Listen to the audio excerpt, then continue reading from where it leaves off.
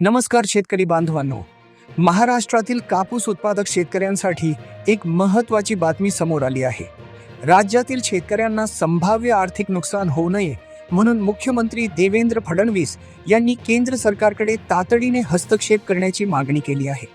मुख्यमंत्र्यांनी केंद्रीय वस्त्रमंत्री गिरिराज सिंग यांना पत्र लिहून कापूस हंगाम 2025 ते 26 साठी सरकारी खरेदीची मुदत वाढवण्याची विनंती केली आहे. सध्या कॉटन कॉर्पोरेशन ऑफ इंडिया म्हणजेच CCI कडून किमान आधारभूत किंमत MSP वर कापूस खरेदीची अंतिम तारीख 27 फेब्रुवारी 2026 निश्चित करण्यात आली आहे.